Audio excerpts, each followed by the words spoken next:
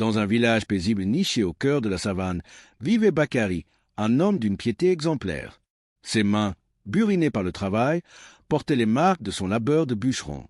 Mais au-delà de sa force physique, Bakari était un homme doux et humble, dont la foi illuminait chaque aspect de sa vie. Son épouse, Aïssa, était une femme d'une beauté intérieure rayonnante. Sa gentillesse et sa sagesse étaient reconnues de tous dans le village. Ensemble, Bakari et Aïssa formaient un couple uni, dont la vie était rythmée par les prières et les actes de dévotion. Leur maison, modeste mais accueillante, était un havre de paix où régnait l'harmonie.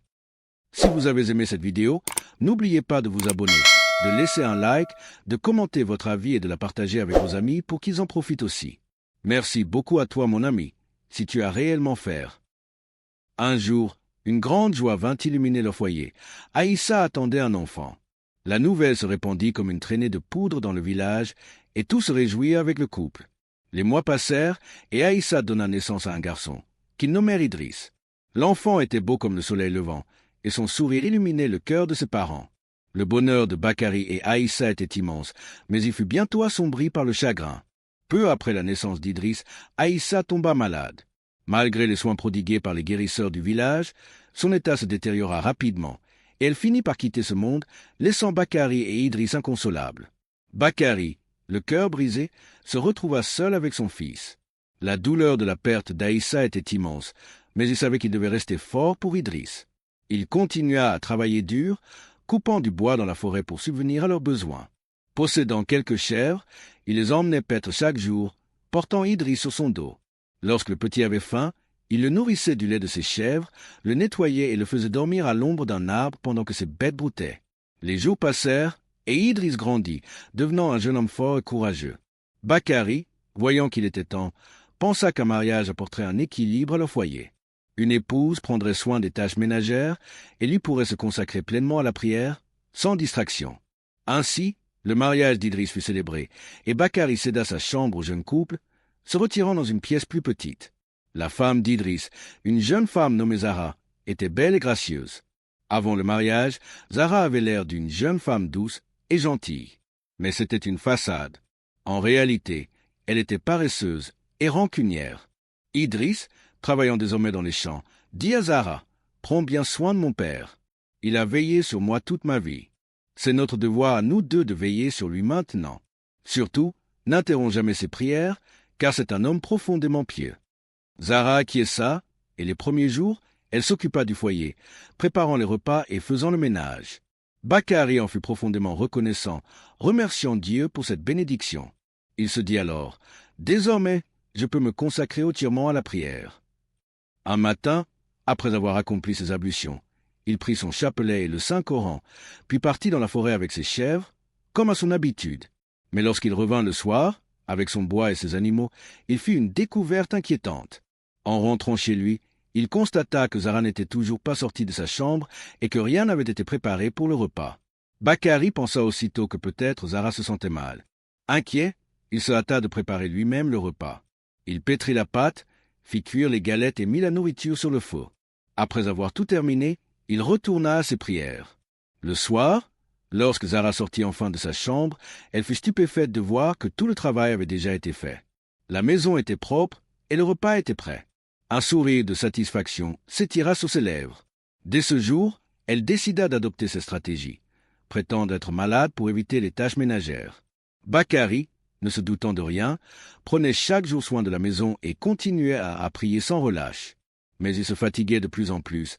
Ses nuits étaient courtes et il commença à tomber malade. Une nuit, absorbé dans ses prières, il resta éveillé jusqu'à l'aube, accomplissant la prière de Tahajjud, puis celle de l'aube. Après avoir récité longuement le Saint-Coran, il se dirigea vers la forêt avec ses chèvres. Lorsqu'il revint, Zara n'était toujours pas sortie de sa chambre. Pensant qu'elle était encore souffrante, il reprit son habitude, préparer le repas et faire les tâches domestiques. Ensuite, il repartit avec ses chèvres. Un jour, Idriss dit à son père, « Père, vous ne devriez plus emmener les chèvres dans la forêt. Arrêtez de couper du bois. Il n'est plus nécessaire que vous sortiez ainsi chaque jour. Restez à la maison et consacrez-vous entièrement à vos prières. » Mais Bakari répondit doucement, « Mon fils, s'occuper des chèvres est une tradition sacrée, et accomplir ses propres tâches domestiques est aussi une tradition prophétique. C'est pourquoi je tiens à tout faire moi-même. » Idriss insista. Non, père, vos mains sont trop fatiguées. Autrefois, c'était par nécessité, mais aujourd'hui, ce n'est plus le cas. Les affaires du foyer incombent désormais à ma femme et les tâches extérieures sont de ma responsabilité. Reposez-vous et priez.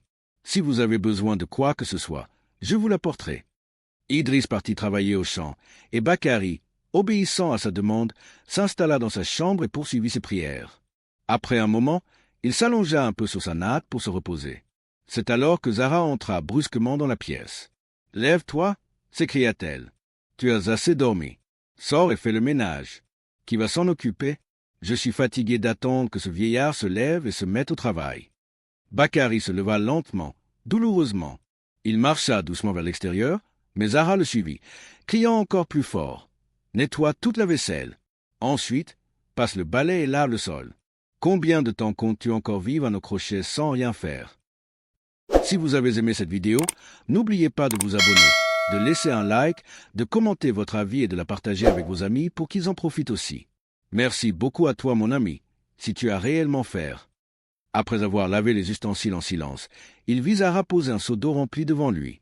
Maintenant, lave ses vêtements et mets-les à sécher. Il commença à laver les vêtements, mais alors qu'il n'en était qu'à la moitié, l'appel à la prière retentit. Immédiatement, Bakary cessa son travail pour aller faire ses ablutions. Mais lorsqu'il prit son tapis de prière et le posa au sol, Zara, furieuse, le saisit et le jeta plus loin. « Qu'est-ce que c'est que cette manie? Tu laisses toujours ton travail pour t'asseoir sur ce tapis. Ton lit sent mauvais en permanence. » Lorsque Bakary reprit son tapis de prière et le remit en place, Zara, furieuse, marcha dessus. Puis, elle lui saisit violemment le bras et le força à laver le linge immédiatement. Après avoir terminé cette tâche, il pensa enfin à rattraper sa prière manquée. Mais Zara revint à la charge. « Chez moi, j'avais l'habitude de boire du thé au lait frais chaque après-midi. Depuis que je suis ici, je n'ai même pas droit à ça. » Puis, elle ajouta d'un ton méprisant. « Écoute-moi bien maintenant. Dès que ton fils part travailler, tu feras tout le travail de cette maison toi-même.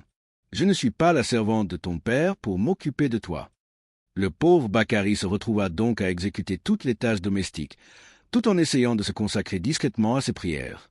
Il passait ses journées à travailler, ses nuits à prier, et son sommeil en pâtissait gravement. Si vous avez aimé cette vidéo, n'oubliez pas de vous abonner, de laisser un like, de commenter votre avis et de la partager avec vos amis pour qu'ils en profitent aussi.